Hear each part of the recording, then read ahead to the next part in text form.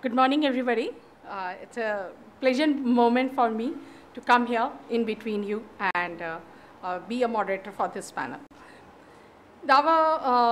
This panel is about infrastructure readiness, the stakeholders' perspective. It is from industry as well as from the government sector. We will be knowing what about the government's stand regarding telecommunication and digital readiness for the M2M and IoT segment. The big question today is India ready to be a part of USD $4.5 trillion projected opportunity of M2M and IoT? This will be discussed with our panelists. So I invite first Mr. Agarwal to speak on this as a keynote speaker for this session.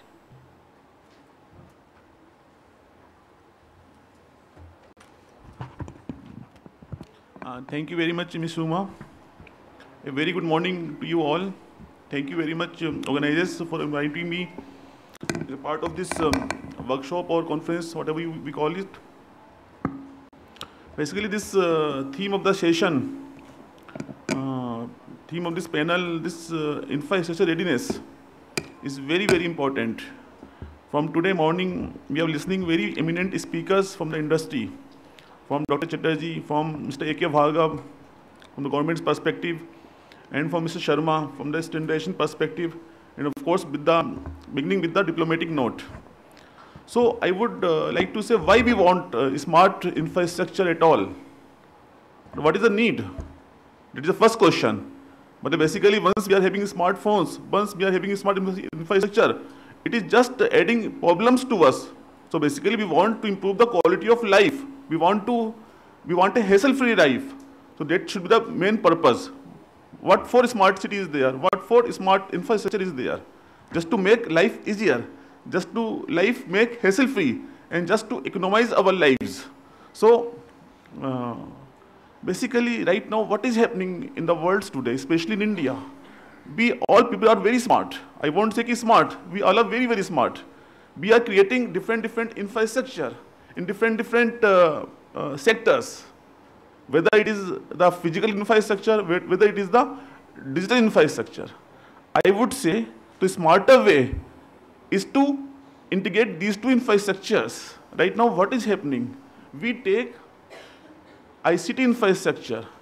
ICT infrastructure means M2M, IoT, all digital type of infrastructure is a separate vertical. Once we talk of smart cities, in smart cities, 10 components are there, 12 components are there.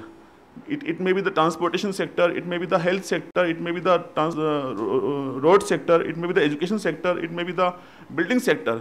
But we are taking all these sectors in isolation. These all developments are being taken place in silos. And we think different sectors, organizers who are responsible for making those sectors worthwhile, they think that ICT will take place at the last, and they think ICT is a separate vertical. No, this is not at all a good philosophy.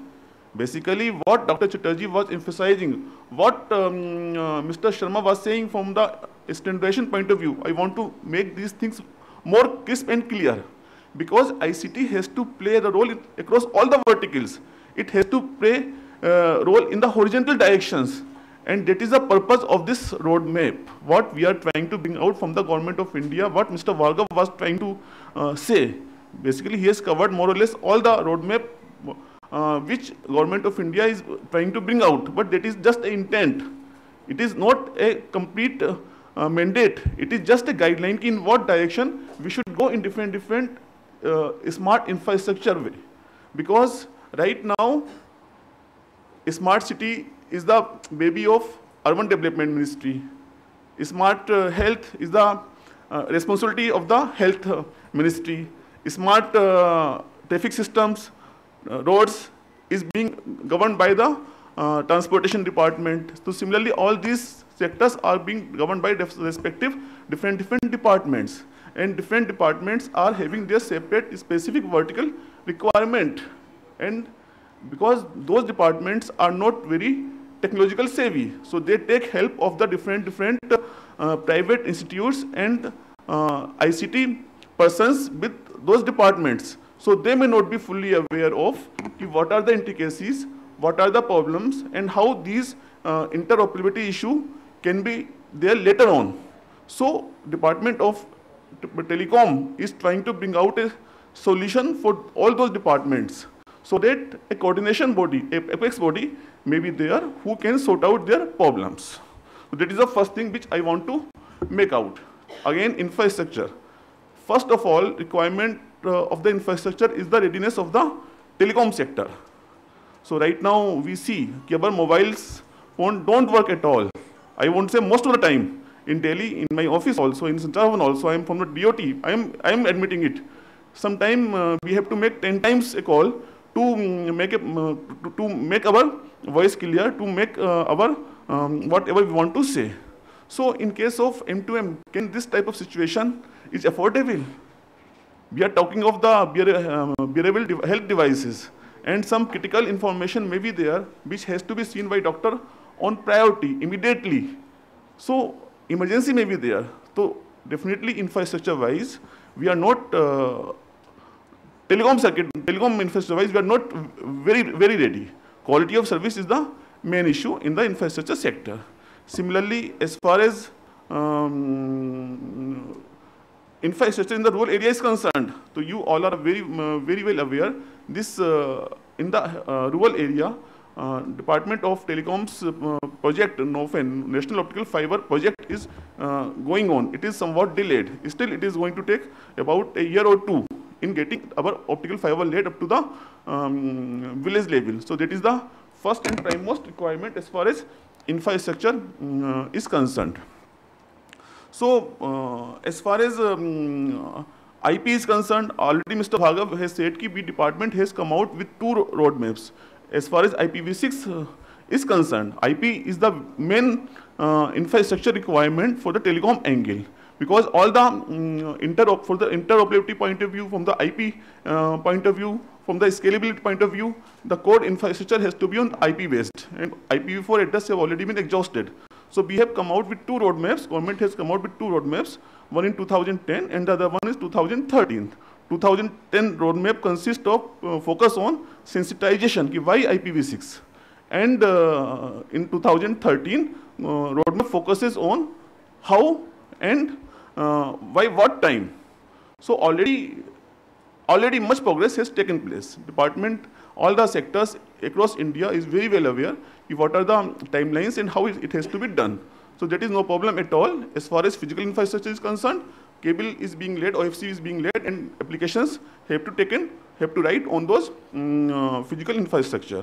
So the very purpose of the roadmap, which we are trying to bring out very shortly, within a month's time, the very purpose is to focus on those challenges which may come up in our journey for this M2M proliferation. But the main purpose of this proliferation is to make lives of the people simpler, easier, hassle-free. And that's the focus of our all is new innovations, new entrepreneurs. So the first most issue is quality of service. So definitely quality of service is such an issue which has to be dealt in detail, in depth, and a long understanding has been developed with the concerned stakeholders, and it will be dealt with the regulator of the sector by the TRAI. So we have to see some more stringent requirement have to be made for this quality of service. And of course, for this infrastructure point of view, we may say that core network may be IP based, but till then different technologies, new upcoming technologies are there who are coming in the access side.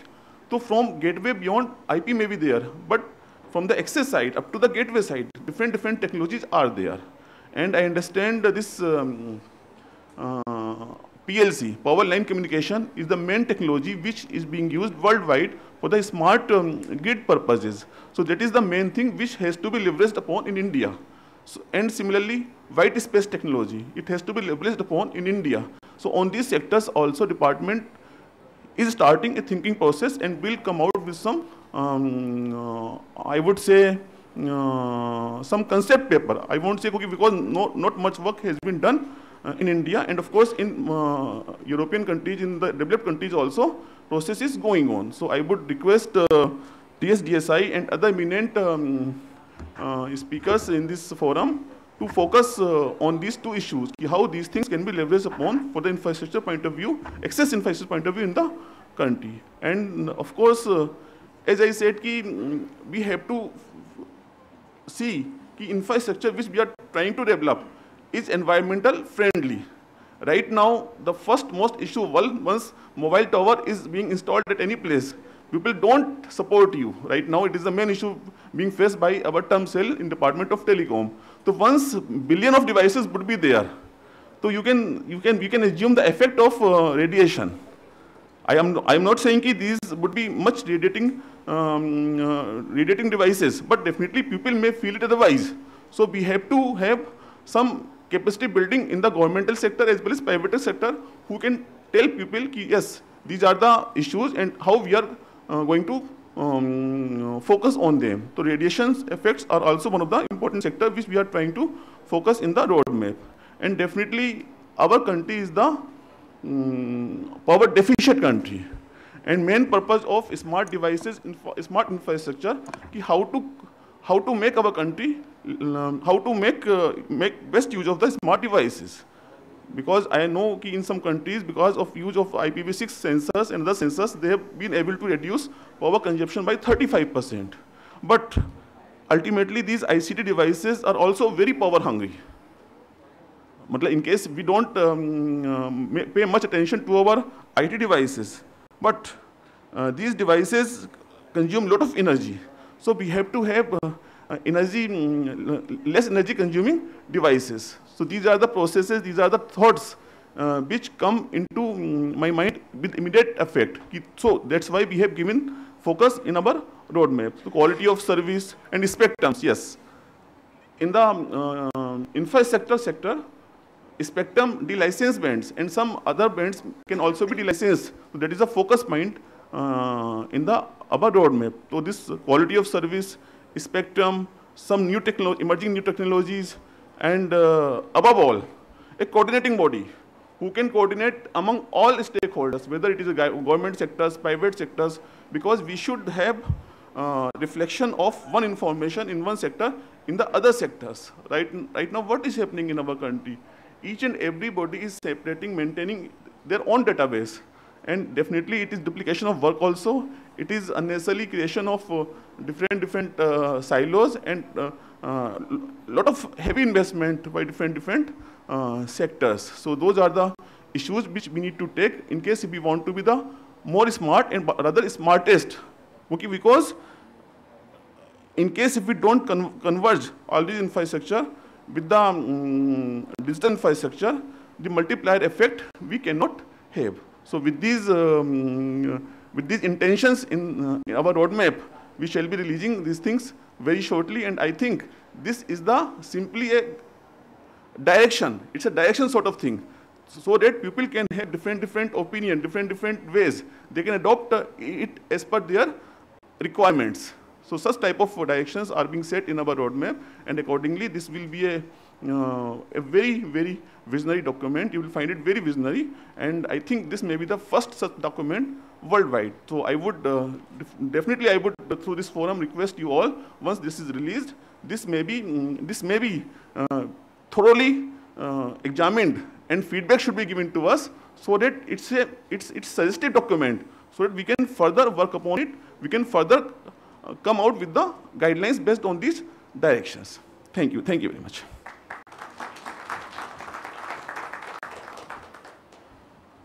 Thank you, Mr. Agarwal, for enlightening us about the government's readiness. They are not yet ready, but they are preparing to be ready for this M2M and IIT segment. And as he has mentioned it, that M2M and IIT will have many things to basically improve the quality of our own life and to make it very easy. While communication will provide the backbone, R&D and standards will play up the important role. When I first heard of these concepts called M2M and IoT, I was a bit, technology, it's a technology field. What I have to do, it's so technology heavy. No, but then I am in business, so I have to go through it, read through it, and when I come to know it, no, it is an obvious part, and it's in a natural process of development of a city and a society that IoT and M2M are supposed to come. Because we are more and more moving towards a digital world to make our life simpler, easier, and to be more aware of and more knowledgeable about the things. We have already seen the M2M technologies in moving. It started with vehicle tracking system, then with city surveillance. We have dial 100 type of projects. We have automated meter readings. We have initiated smart grids for, I think, 14 cities in India. So we are in the way. We have already, in first step towards RAPDRP has been covered. So we are in the way ahead in this type of technology. Today, in infrastructure readiness, I would like to, we have a very eminent group of speakers among ourselves from Mr. Anuj Ashokan, who is from Tata Teleservices Limited. He is an MBA in telecommunication management and has been a driving force in architecting and designing technical solutions related to telecom domain. He is subject matter expert of M2M in Tata Teleservices and chair M2MWG of TSTSI. So I welcome him for this panel discussion, and I would like him to throw some light on how awareness can create demand of infrastructure related to M2M and IoT. Mr. Ashokan, please welcome.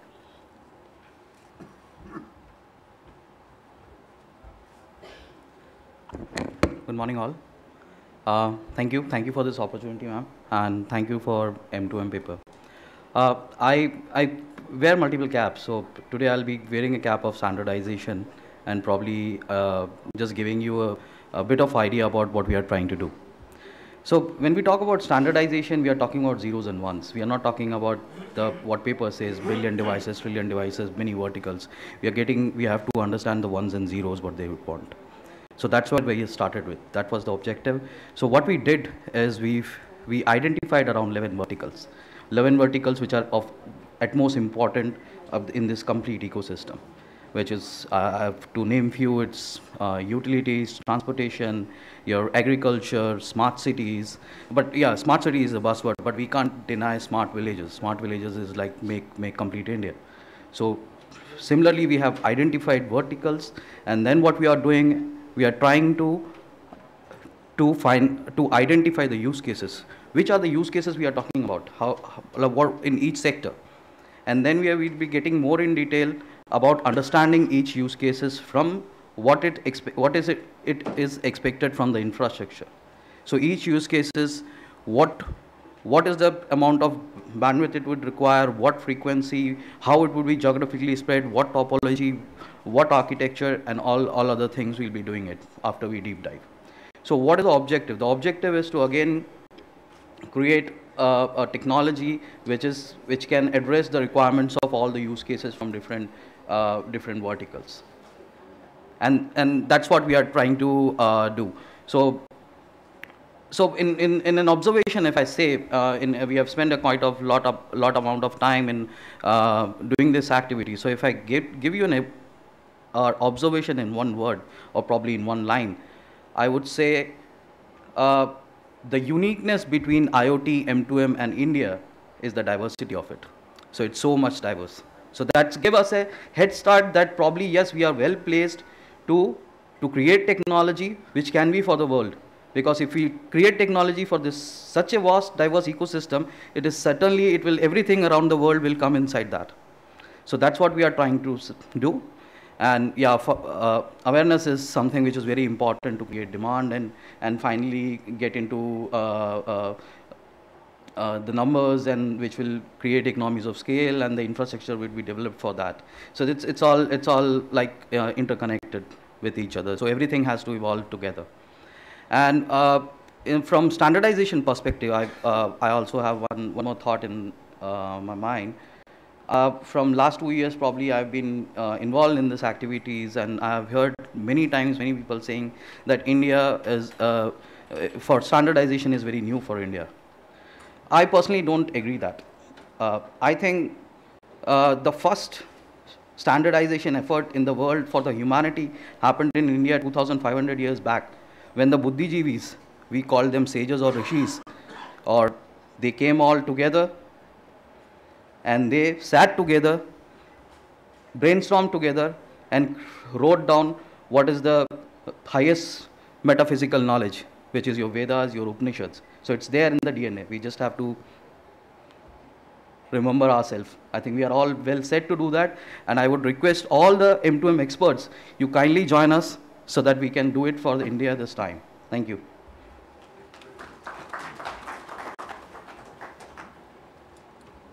Thank you very much, Mr. Ashokan, to highlight on the diversity in Indian market regarding M2M and IoT segment. Mr. Aman Puri will be our next speaker. Aman Puri heads IT solution for Fujitsu Consulting in India. He is responsible for building M2M business and bringing key technologies from Japan to India. While he has brought so many technologies from abroad, we have to basically understand from him what is the trust in this technology between M to M, machine to machine, how much trust we are having in this segment. So Mr. Aman Puri, please.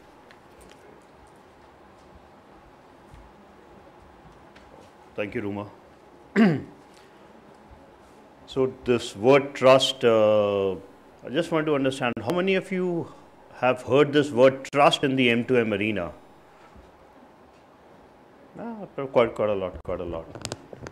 So whenever I hear the words like M2M and Internet of everywhere, so my body in the future is going to be loaded with sensors. Somebody would be measuring my heartbeat, maybe sending it to the doctor, and the doctor remotely will say, okay, give him some medicine, this dosage. So what happens if someone hacks that, and sends some information that his heartbeat is today 110, and I get a lethal dose? So is it a cyber crime? Is it a homicide? Is it a murder? I don't know what will happen. So it's going to be an interesting world that's I see in the future. Cars, people talked about automobiles. Somebody hacks into your car, you're driving in a driverless car, locks, turns the wheel all the way 90 degrees, put the front brakes, and you go turtle. So it's a fearful situation, but at the same time, there are opportunities for all of us to save many, many lives, add a lot of value to humanity, and I think that's what we all are here to focus on. So trust is a very key word in this whole area, where whenever we talk to a sensor, we talk to a machine, there is a level of trust. As of now, to my understanding, we are living in a blacklist approach right now. So till the time a virus is not detected or day zero of an attack, we are pretty vulnerable. So that's what the companies, the large companies around the world, AMD, Microsoft, Oracle, Fujitsu, Intel, Wave, they all got together many years back, and they thought that, let's build an environment of trust. And I represent the Trusted Computing Group here. We are an ISO standard. And as Dr. Chatterjee said, that it's a global phenomena happening. So we cannot just be sitting alone in India or people developing their own standards. So there is already a standard existing on trust, where the people who develop those chips, they can leverage on the existing standards. And in the future, when the trusted networks just open up, they all can communicate with the trust to each other. Just to give an example, right now I don't think many people would know, there's a small chip loaded into your laptop. It's called TPM, Trusted Platform Module. So I'm happy to hear some people know that. A lot of you might not even know that. And if you just go into the BIOS, you'll see a TPM which is disabled right now. It's just like the vendors around the world are loading the systems, the servers, the printers, high-end printers with those chips. So in future, when the technology will be available, it's just going to be, you just have to switch it on, and then you become the part of the trusted network. So that's what I thought I could just share a few words. I know we are falling short of time here. So anything, maybe during the tea break, anything you want to ask, please let us know. But trust is a very key factor that we all are looking forward to in this M2M area. Thank you.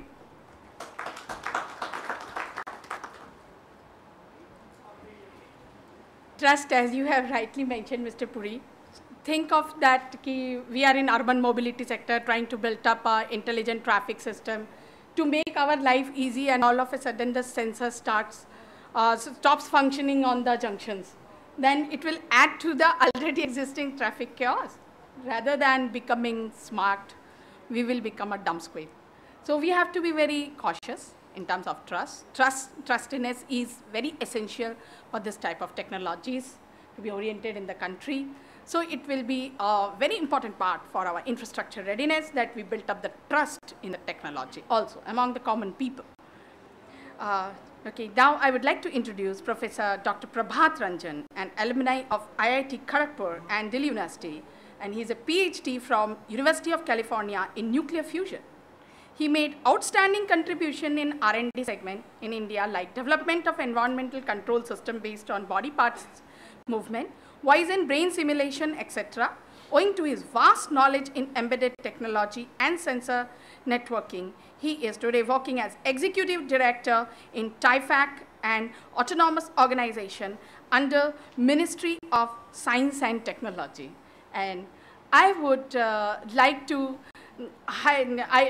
request him to highlight on what is the human aspect of M2M technology, because after all, we are developing these technologies for making the life of human easy.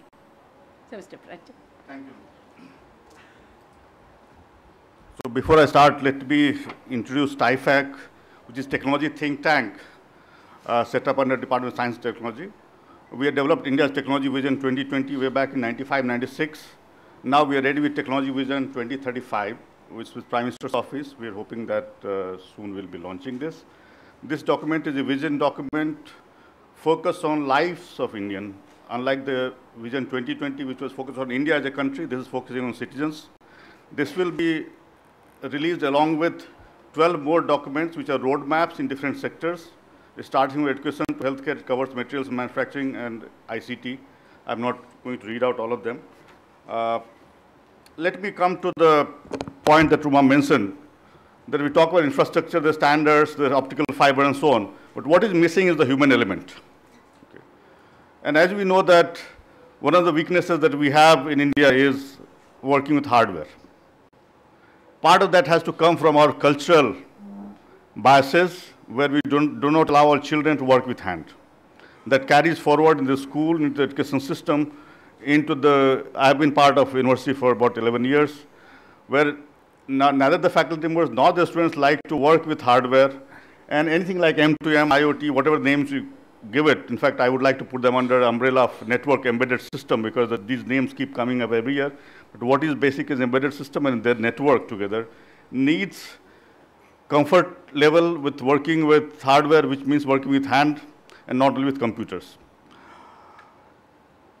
In the education system, actually, we need to not diversify, but try to integrate. If we try to do too many terms, students get confused. So if you look at the whole network embedded system, the three key elements, the sensing, the processing, and the communication part, and the three things we try to optimize are energy, the cost, and the volume or the mass. Based on these, for example, I have myself worked on nuclear fusion, which is like artificial sun. There also I've tried sensor network, worked on moon, I've worked on earth in terms of wildlife, I've worked on body, I've worked on brain. But the basic principles are same. So if I treat them as separately, it will be very confusing. But if you look at the basics, it's always these three things: sensing, processing, communication, optimizing energy, the cost, and the volume. Of course, the energy and the cost, each of these are relative terms. In one case, $1 million may be quite okay. Another case, $1 may be too expensive. So when we looked at this from TIFAC point of view, one of the things that we realized that we need to bring in changes. One change that we are trying to bring in is trying to set up we have two schemes which we are calling under Breeding Innovator Program. That most of our government systems support innovators after the innovation has taken place. We felt it was necessary to breed innovators as well. For that to happen, we are doing it in two parts. One part is we're trying to create what we are calling innovation labs. Don't know whether we'll stick with the same name or give another name, where we'll try to make it as easy for a student to work on hardware as it is easy for software. So in the software arena, if you have a laptop, you have internet, you can do everything, you can work day and night, and you're done. When it comes to hardware, we get stuck. Any PCB to make, it may take me months. A component to be procured may take months. So students do not like to do this because they have very little time. So basically what we are trying to do is to create something like MIT Fab Lab, combine that with 3D printing, so that students can, within a few days, develop ideas to prototype. This is one very important part where I would seek support from all of you. Our task is only to create models, try it out in few places, 3, 4, 5 places. We do not go to scaling up. That's where the other organizations have to take up, the industry has to take up. The second part of this scheme is trying to get students to get real life experience. Students by themselves like big names or their CV. So when they have to do projects, they would like to go to big names. But what happens when you go to a big industry, you don't go close to what is happening. You are very far away from the action points. So we felt that it was essential to take them to small industries. If they go to small industries, they can see problems up front. It's easy for them to think of solutions. It may be as simple as looking up on internet.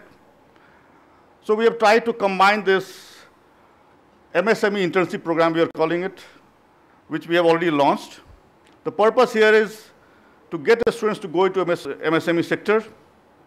Now this will not help by itself unless we give some incentive to students. So what we have done is that we've made it two-phase program. We are giving incentive to students to go into the first phase where they spend 6 to 8 weeks, say in the summer after third year. They look at the problem and come out with possible solutions. And then if we like those possible solutions, we then support them again, for example, as a final year project, where they go into industry and actually develop solution for 4 to 6 months. And if they're successful in this, either it could be a one-off solution for that particular industry. So industry benefits. A student benefits in the sense that they get real-life experience. If they're successful in something which has a larger application, they want to become entrepreneur, we have programs to support that. If they want to transfer technology, we have programs to support that. But not only we, actually they could go into other systems as well. This program we have already launched actually. It was to be actually the innovation lab was to the first part. Second part was to this, but the way schemes worked out, the second part we have launched already. So what we are doing here is that we are working with educational institutes, which are in the proximity of certain MSME industry with whom they have a relationship. And each university or institute, we are supporting with 30 students in the first phase. So 5 we have selected, so about 150 students in each year. But 150 is nothing compared to India's size. So we need 10,000, 20,000 students to actually go into these. Obviously, we cannot scale it up on ourselves. So we need other organizations, industry to come forward. Along the similar line, we don't want to own this, the same scheme in whatever form you do. Fortunately, Maharashtra government has come forward with exactly, they've adopted the scheme and they're supporting 2 more institutes from their state. In fact, this 24th will be there to finalize those. But we need actually scale, 10,000, 20,000, that's where I need your support, both from the government sector as well as industry, that how do we scale it up and take students to real life problems. A real part of this is also, of course, affecting the school system. So we have not worked from the organization point of view. My personal point of view, I have started by supporting a couple of schools with whom I have associated. I'm alumni of a particular school. So I'm going there with the Internet of Things kit, where the students, without knowing much technical knowledge, can start to put together things. I thought I will bring that kit here, but I forgot. So they can start to do things even at the age of 8, 10 years and make solutions out without knowing much about it. And then slowly as they get interested, they can go deeper and deeper. So this is to get them started. So 2 schools, we are starting this process. But more importantly, we need to go to home. Home, because what we have done is that we segregate hand and mind. We don't allow children to work with hands. If I am picking up plate and keeping in sink, I would be told this is not your job. Somebody else will do it. Okay. This is what you will see in each one of our home.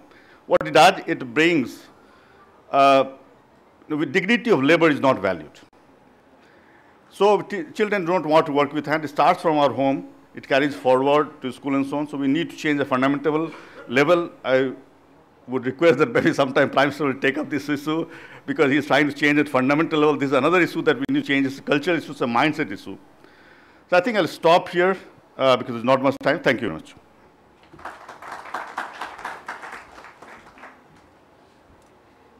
Dr. Prabhat Ranjan, thank you very much for bringing in the aspect of human in the machine market and Internet of Things. Actually, plus he has also pointed out that any innovation in the technology needs R&D, and R&D which needs at a very young budding mind level. Okay, so the children should be motivated for innovations, and that's what his initiative is, so that the technology and the things for which we are here should be sustainable and would continue for a long term. Now, I would like to introduce you to Dr. Vinoj Babu James, who is in Qualcomm, and he's working as a lead for technical standards there. Qualcomm, as you all know, designs mobiles, wireless technology, and rovers. Dr. James is a Master of Science from MIT and PhD from IIT Madras. And his rich experience all through his life is for wireless technologies. Today, I would like to request him to talk to us about the standard readiness, which is a very intrinsic part of the infrastructure readiness. And he will share his view on all join, all seen alliances, and one M2M. Welcome, Dr. Jain.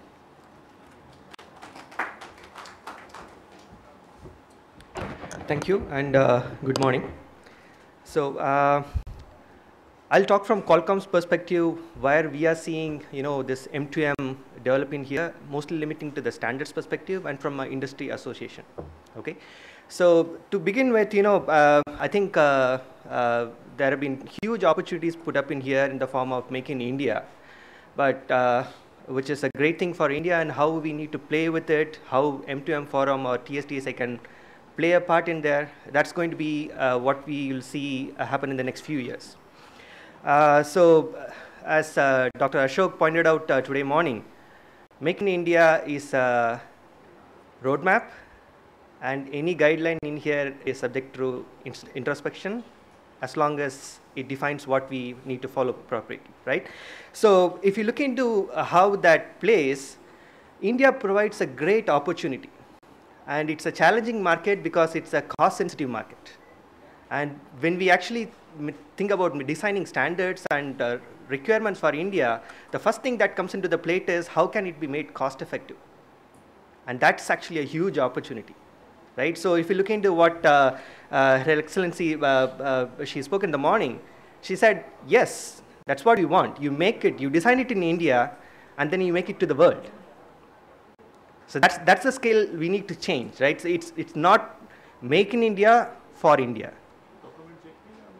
You need to design for India, which actually brings in all those incentives which the global standards are not looking at it currently, and then make it for the world, for everyone to adapt. And that will actually bring in the markets for scale. So that's how we need to evolve, right? So how has the market, how is the standard space set up as of now? Are we seeing opportunities in there? Right? So M2M, it's a broad space. It defines a broader context. But if you look into how it needs to fit in, all these equipments need to talk to a network first, and talk among themselves. So how have things progressed in there, right?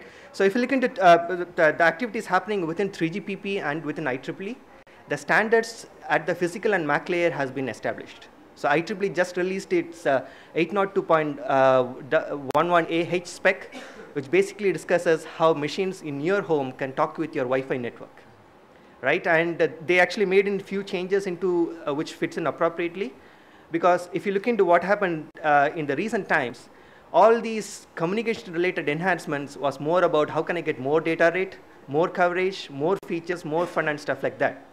But when you come into these M2M devices, they have a very special requirement which actually goes in the other direction. I want to talk less frequently, I want to have a very large battery life, and I need to have very good trust, resilience, and a lot of such functionalities. So that's what is defined. That's what IEEE defined to .11ah, and that's what 3GPP is defining currently through the machine type communication discussion happening in there. Okay, so what this enables is now machines can communicate. They can communicate, they can get associated with the wireless LAN device or through the wireless WAN device. And then what? You need to talk with each other. You need to have a framework which will actually establish all those things. So that's where 1M2M comes in. It actually brings in this perspective where it acts like a middleware where multiple entities can now sit in comfort and then start dividing a framework. Then what? I need to have something which will actually enable me start doing things, right? As what Professor just mentioned, I want kids to sit in there. I want Indian companies members to sit in there and develop code based on which I can quickly do something. That's where our Alcine Alliance and the Aljoin platform and other things come in place. So what it enables is you just have a platform which you can just sit in a machine and you can quickly configure devices. You configure a device so that you can detect the presence of another device which is in front of you and they start talking each other. Right? So these are opportunities which are established so far. So these things are in place. Now what? In TSDSI, what are the opportunities that is left to us? So I forgot the name. Okay, Mr. Agarwal pointed out, these power line is actually an opportunity for India. And the global standards are not even discussing that. They are thinking about how can I get connected to Wi-Fi, how can I get connected to wireless WAN. TSDSI as an entity can actually look into developing some things on that space. Right? And as of now, nobody's thinking about Bluetooth as an addition to M2M. That's what I pointed out, right? So there is this opportunity for design for India, which can be taken global. So as an SDO, we are looking for creating all these requirements, use cases, and we look for leaders like Ashok and Anuj to basically promote these sort of discussions so that at an appropriate time, that synergy is in place and we get to see India evolve and march with the world. Thank you.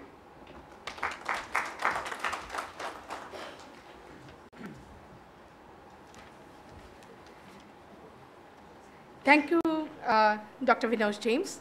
Thank you for enlightening us on the importance of standards in our life. What I basically understand is we need a framework. Whatever we want to do in our life, if we don't have a frame, we will spill out, we will bulge out. So we need a frame whereby we can build up the trust, whereby we can build up the innovations, so that is the crux.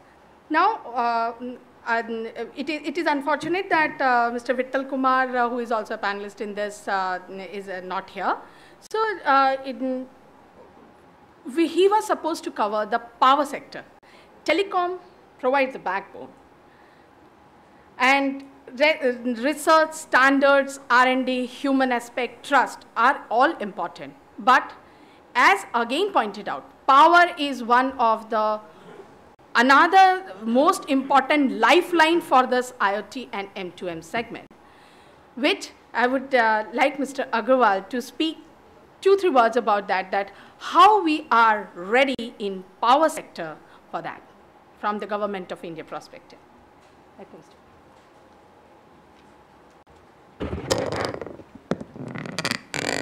Thank you, Ms. Ruma. Basically, I will be just covering the issues about which I am aware of. And of course, I am aware of about the issues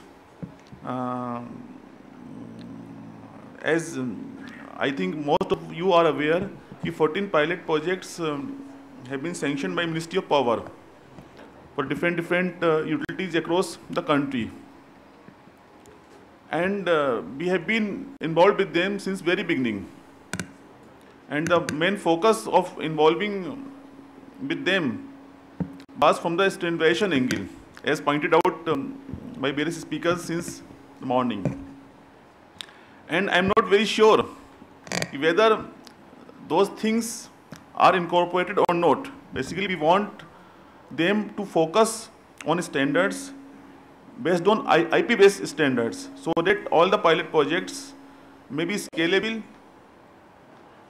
may be interoperable. Suppose different utilities are adopting some standards. So tomorrow those standards need to be on IP basis. So from right now itself, they need to be interoperable and on IP basis. So I am given to understand by Mr. Reggie, who is the Smart Grid chairman, yes, they are taking care of those things. But by some persons, I have come to know that those things are not on the basis of the interoperable and IP basis systems. So once they are having the big plan, 600 million meters by 2020 as per the 12-5-year plan. And in case if we don't do things right from the very beginning, so these may be the issues.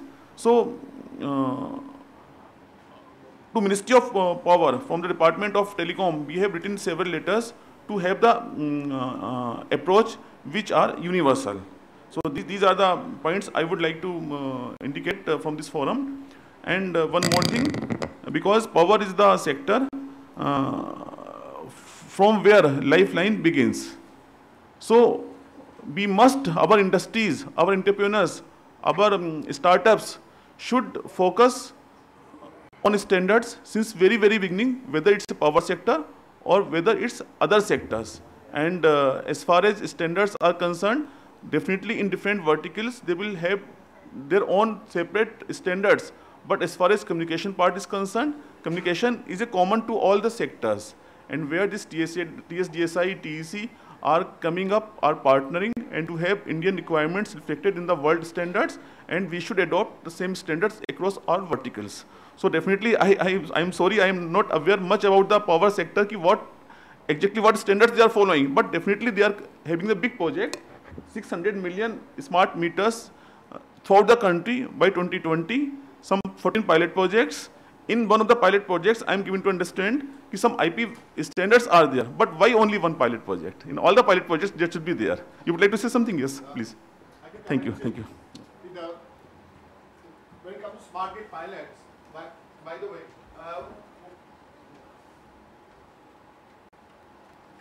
if you look at the RFPs, okay, this particular point is very conspicuous by its absence. And I have been advocating and rather shouting from all the forums that we should delay the smart grid pilots unless we are clear with the framework, the standards, interoperability, and all these issues that Mr. Agarwal or everybody has been talking about.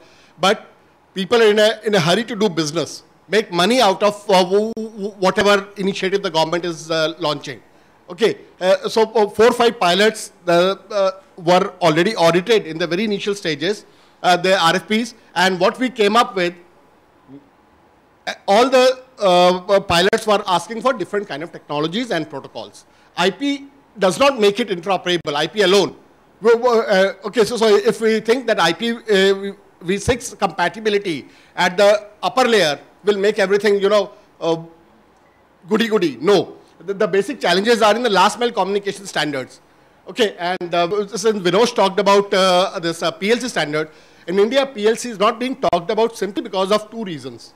One, the premonition that our electricity infrastructure is very disjointed, we'll have a lot of losses in the network.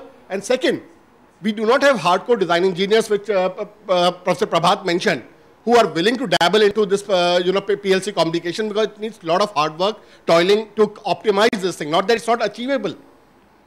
So I think power sector is one of the first, the experimental playground where people are playing around and trying to make fool of each other.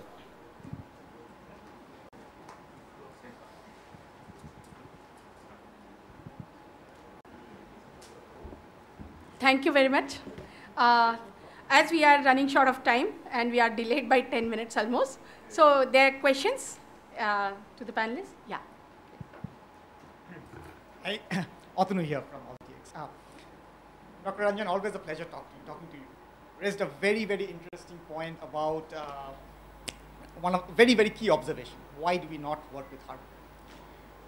The panel's topic is on are we ready?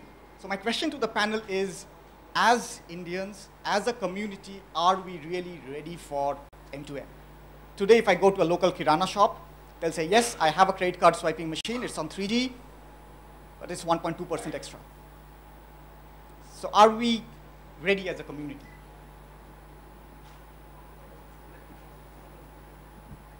I will just add one more point other than what I have said, is that if I look at our engineering education, we have typically a computer science department, we have electronics and communication department. If you look at each of these things, it combines all of that. I was in university that was set up by Reliance Group in 2001. At that time, they thought of this, and they set up an institute for ICT. The degree was in ICT, but none of the government system recognized it. They said the ICT does not exist in our list of things, so we cannot grant you recognition. Thanks to state government came forward, said that you please go ahead, and UGC did not have problem. But if to create any M2M thing, IoT thing, smartphone, whatever you take, it needs electronics, it needs wireless communication, it needs computer part. I remember that when Reliance launched around 2002, 2003, the mobile phone, it had an ad which was saying that Kabhi mobile, Kabhi computer. And so we need to integrate, a new discipline has to be created. ICT, that institute started, there are a few others have followed, but we need to make it mainstream for each of these to be successful. That part we must make sure in addition to what I have talked about at home. Thank you. Yeah, just to add on, the statement, are we ready? I think it's not a black and white statement, so it has its own different shades of gray here. So some areas I would say, we could be 6 out of 10, some areas we could be 3 out of 10, but at least the needle is moving in the right direction. So that's the way I see it. Thanks. Basically, the reply is both yes and no. As I told you in the very beginning itself, yes, because in some of the sectors, in health sector, in transportation sector, some, I would say power sector also, yes. We are ready to some extent, not 200%, but in some of the sectors, we need to do a lot of homework. That is why to take the holistic view, in what way we need to go, covering all the sectors, covering all the issues, and to have the integrated approach so that we can have an economy of scale. We can to make the quality of life easier, to make hassle-free life, and to make systems worthwhile. We are going to come with roadmap very shortly, and I am 100% sure. We have a lot of industry discussions for more than 1 year about this roadmap, different issues. Many of the panelists are part, many of the panelists as well as this audience are part of our roadmap, discussion is part of the roadmap, and you will find this document very worthwhile. It's a direction, in what way we need to go. It's a issue based, how different issues will come up and then how we need to resolve those issues. Because 100% M2M is not going to be 100% telecom sector specific type of thing. Only 30% communication may be SIM based and 70% would be other communication based. So we need to have different issues. We will have different directions. We will have different guidelines, and it is evolving. And in coming time, you will find a way forward type of approach in this document. So definitely, and India is a very great market for the local companies as well as for our multinational companies. So here we should understand, we should not allow them to exploit us. Yes, this should be the opportunity to use the best of our capacity, to use best of our, to make best use of our resources, and to make our economy as well as our countrymen lives easier. So yes, we are getting ready, not ready. Thank you. So the crux.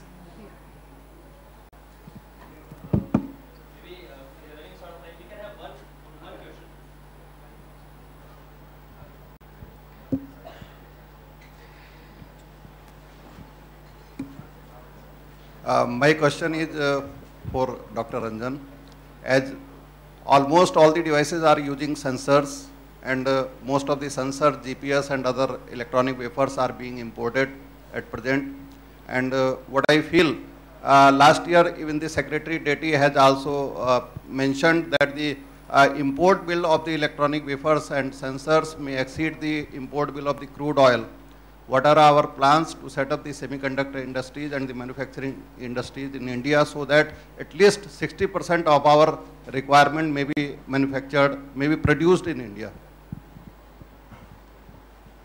My question is actually in addition to what was just asked, so probably I'll just add on to this. Because my question was also to Professor Ranjan. You released that book called TIFAC 2035, or the document Not that yet released, but yeah, so you are producing that. And I was actually doing a little study on patents being filed in IoT and M2M and how innovations are actually happening. And I'll be speaking about this subject tomorrow. But I just wanted to know, I mean, how do you plan to basically create that infrastructure of innovations? Because if you are looking at developing so many technologies, so it is important that we develop them indigenously in India. Because right now, I think most of the work is being done outside India. I was looking at number of filings outside India are over 50,000. And in India, we are just 1,200 patents or something, which is like not even 3–4% of the global filings. So I was wondering, I mean, do you have any plans to ramp up innovations in India? Yeah, let me answer the two questions a little separately, although they are related in some sense.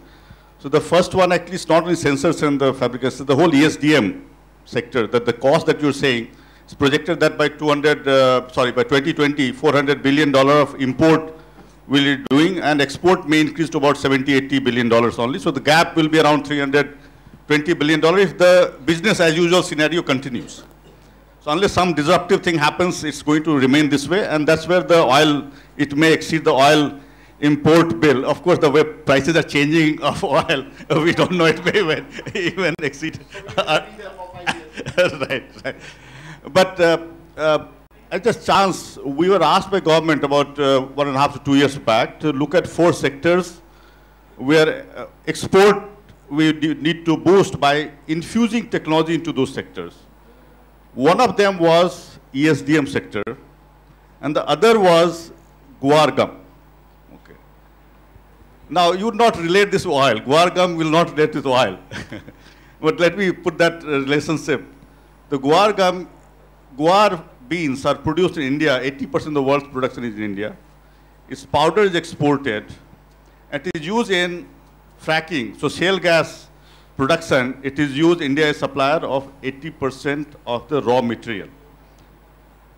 What happens in this sector is that the processing of the raw material all takes outside India. So we control 80% of the raw material. And let me come back to the patent point because it's related there. When we examine the patent part, we found that there are nearly 12,000 patents filed globally in this area. India has less than 1% of the patents filed in the guar gum sector, where we control 80% of the raw resources, but as far as the processing part, value addition is concerned, we do less than 1%. This is a story across almost all the sectors. It's nothing to do with that. We actually run a patent facilitation center on behalf of Department of Science and Technology, where we file patents free of cost for all academic institutes, whether they are a private academic institute or government-funded institutes, as well as all government R&D lab. It's not free, it is not available to industry, unfortunately. But for all government-funded R&D institutes, as well as academic institutes, it's free of cost. We maintain free, we file abroad as well as free. This is a free service. Nowhere in the world you will find. So this has been done, of course, we find that even in those filings, after the patent is filed, the value addition in terms of commercialization is very poor. So people are very happy to file a patent and write in their CV that I have a patent filed or have been granted. Beyond that, So patent is no use unless you can convert. This also has to do with our incentive systems in the education system or in our innovation supports R&D system, so on, where the faculty members are asked to every year that you should show number of publications. And when you publish that paper, patent becomes an issue. So anyway, we'll come to that. ESDM sector, what we are looking at, the DATE is doing a lot of things on the fabrication facility side, but what we realize, and you were part of this discussion, is that we need to look at the wider system, which covers the education as well, the innovation support system. So we are working on that. The semiconductor fabrication facility itself is not going to change that sector because you need to be able to design product. Today, like when we started this work, we were told that, you know, you go and get technology from anywhere in the world and give it to that sector. Suppose I go to Samsung, a mobile phone manufacturer, and say that give me this technology. I'm going to produce a mobile phone for 15 years and sell it. I'll be a fool. I need to be able to innovate the product every week, every month we are coming on new products. So that needs a mindset change. It's a fundamental change. Thank you. So the concluding part of this session, we are getting ready infrastructure-wide for putting our steps ahead in the market of IoT and M2M. Thank you for being here, all the panelists and all the members of this